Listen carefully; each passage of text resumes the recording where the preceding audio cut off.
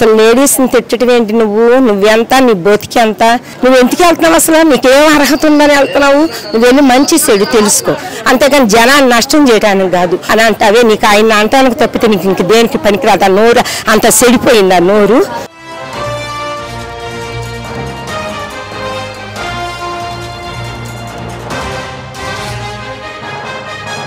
ఇప్పటి వరకు కూటమి పరిపాలన అనేది ఎలా అనిపించింది? చాలా బాగుందండి. కూటమి ప్రభుత్వం వచ్చాక చాలా సంవత్సరం అయ్యాక అన్ని బాబు గారు అన్ని పనులు చేస్తున్నారు. అలాగే మరి కోవూరు వైసీపీ ఎమ్మెల్యే నల్లపరెడ్డి ప్రసన్న కుమార్ వేమిరెడ్డి ప్రశాంతి రెడ్డిని ఇలా తిట్టడం అనేది ఎంతవరకు కరెక్ట్ అంటారు? దీని మీద మీ రియాక్షన్ ఏంటి? అసలు లేడీస్ని తిట్టడం ఏంటి? నువ్వెంత, నీ బతికి ఎంత, నువ్వెంత లేడీస్ అసలు భద్రత నువ్వు చూస్తానని చెప్తున్నావు. ఇదేనా నువ్వు భద్రత చేసేది? ఎలా చేస్తున్నావు? లేడీస్ని తిట్టే లేడీసే కదా అన్నిటికీ, ప్రతి ఒక్కటి. వాళ్ళని నువ్వు తిట్టడం ఏంటి? నువ్వు తిట్టడానికి నువ్వు సరిపోతావా? నీ ఇంట్లో పెళ్ళం బిడ్డలో లేరా నీకు? బయట ఆడవాళ్ళంటే నీకు అంత అలుసుగా ఉందా? అలాగే మరి ఈ ప్రభుత్వం వచ్చిన తర్వాత ప్రతి ఒక్క దానిలో విఫలం అయిపోయింది అని చెప్పి వైసీపీ వాళ్ళు అంటున్నారు కదా. ప్రతి ఒక్కటి ఏమీ విఫలం అవ్వలేదు. అన్నా క్యాంటీన్ భోజనం పెడుతున్నారమ్మా 5 రూపాయలకి. చాలా బాగుంది అంటున్నారు. ప్రతి ఒక్కళ్ళు ఎంతో ఆనందపడుతున్నారు. అమ్మ తల్లికి వందనం డబ్బులు వేస్తే చంద్రబాబు నాయుడు గారు ఇద్దరుంటే ఇద్దరు, ముగ్గురుంటే ముగ్గురు, నలుగురుంటే నలుగురికి వేశారు. ఈ పూట మేము ప్రతి ఇంటికి వెళ్ళి అడుగుతున్నాము అసలు ఏం జరిగింది, ఎలా ఉందని. మీకు బాబు గారు వస్తాం బాగుందా లేదా అని. చాలా బాగుందమ్మా. ఇద్దరుంటే ఇద్దరు, ముగ్గురుంటే ముగ్గురికి డబ్బులు ఇచ్చారు బాబు గారు. ఇంకా చిన్నపిల్లలు ఉన్నారనుకో, వాళ్ళు 1వ తరగతి వాళ్ళకి రాలేదు. వాళ్ళకి రాంది ఎవరేం చేయలేము. వాళ్ళకి సమయం రావాలి, సమయం వచ్చినప్పుడు వేస్తారు. ఏ పనులు చేసినా అన్ని బాగా చేస్తున్నారని బాబు గారు చాలా. ఇప్పుడు గ్యాస్ బండ్లు ఇచ్చారు. నీ మీద ఎన్ని రెట్లు ఎక్కువ ఇచ్చారు బాబు గారు. గ్యాస్ బండ్లు ఇచ్చారు. వంటకి 3 గ్యాస్ బండ్లు ఇస్తే సంవత్సరానికి సరిపోతాయి కదా వాళ్ళకి. అన్నా క్యాంటీన్ భోజనం పెట్టారు. బయట మార్కెట్లో ఎంతమంది అమ్ముకుంటున్నారు, వాళ్ళందరూ వెళ్ళిపోవడం తింటున్నారు. ఒక పప్పు, ఒక కూర, పచ్చడి, సాంబారు, నంచుకోవడానికి నిమ్మకాయ పచ్చడి, పెరుగు, ఇలా ఇన్ని రకాలు వస్తాయి 5 రూపాయలకి. నీ బతుకు చేడ నువ్వు అసలు అన్నం పెట్టావా, ఏం పెట్టావని నువ్వు విమర్శిస్తున్నావు? బాబు గారిని అంత విమర్శించేవాడు అయితే నువ్వు కాదు. ప్రతి ఒక్కళ్ళు బాగా అసలు ఆ జగన్మోహన్ రెడ్డి ఎందుకు వస్తున్నాడో ఏంటోను అలాగ అందరిని ఘోరం. అసలు పాదయాత్ర చేస్తానన్నాడు. పాదయాత్ర చేసి జనాన్ని నశింపు చేయటానికి వస్తున్నావా నువ్వు? ఎందుకు వస్తున్నావు? వచ్చేది ఎందుకు? ప్రజల్ని కష్ట సుఖాలు తెలుసుకోవటానికి రావాలి. లారీ మన మార్కెట్కి వెళ్ళి మామిడికాయలన్నీ ఆ రకంగా తొక్కిచ్చేసేవి. అందరు ట్రాక్టర్లు లబో దిబో మొత్తుకుంటున్నారు. తినే పండుని అలా తొక్కిచ్చారు. నువ్వు ఎందుకు వెళ్తున్నావు? అసలు నీకేం అర్హత ఉందని వెళ్తున్నావు? నువ్వు వెళ్ళి మంచి చెడు తెలుసుకో, అంతేకాని జనాన్ని నష్టం చేయడానికి కాదు. బాబు గారు ప్రతి ఇంటికి వెళ్తున్నారు. ప్రతి నెల వెళ్ళి పింఛన్లు ఇస్తున్నారు. పింఛన్లు ఇచ్చి నీకు కష్టమో సుఖమో ఏంట్రా బాబు ఎలా ఉన్నావు అంటున్నారు. నీకు ఇల్లు లేకపోతే ఇల్లు కట్టిస్తానంటున్నారు. అంతకన్నా ఏం కావాలి? నువ్వు ఎవరింటికన్నా వెళ్ళావా?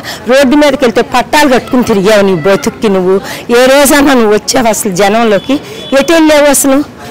ఎంతసేపు రౌడీ విజం చేయటం, వాళ్ళ జనాలను కొట్టేయటం, మానభంగాలు చేపించటము, పిల్లలకు గంజాయి అలవాటు చేయటం. ఒకటేంటి ఎన్ని రకాలు నువ్వు బాధ పెడుతున్నావో అందరు ప్రజలందరూ చూస్తున్నారు. ఈ పూట నువ్వు ఎన్ని చెప్పినా ఎవరు నమ్మరు.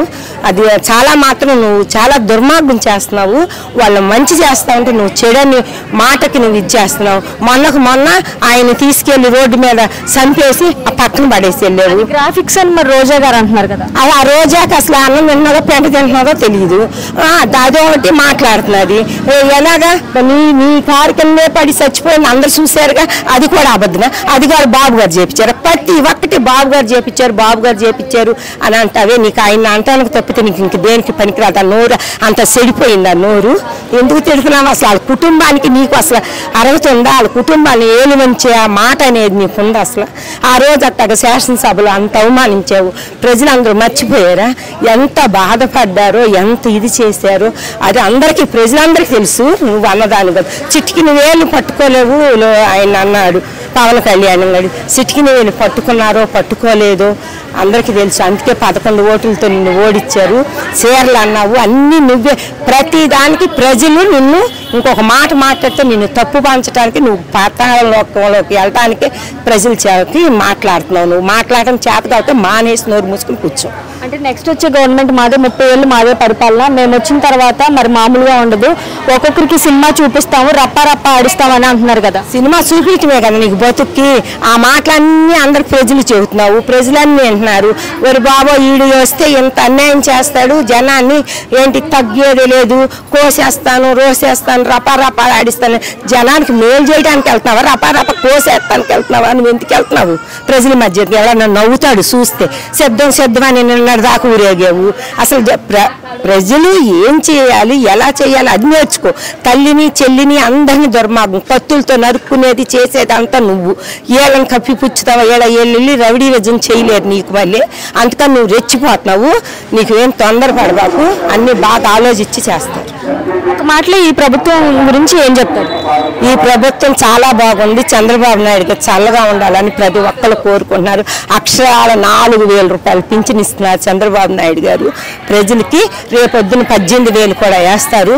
కంగారు పడబాకుండా ప్రజలందరూ అన్ని ఆలోచించుకుని రాజధానితో సహా ఎలా చేస్తారో, ఆ పెద్ద ఆయన బుర్ర ఎలా ఉందో, లోకేష్ బాబు కానీ పవన్ కళ్యాణ్ కానీ పైన మోడీ గారు కానీ ఎంత ఆలోచించి చేస్తున్నావు. నీ బతుకు సేడ నువ్వు ఒకడు వచ్చి నువ్వేం చేస్తావు, నీకు ఆలోచనే లేదు. నువ్వు ఎక్కడుంటావో నీకే తెలియదు. పాతాళంలోకి తొక్కేస్తారు.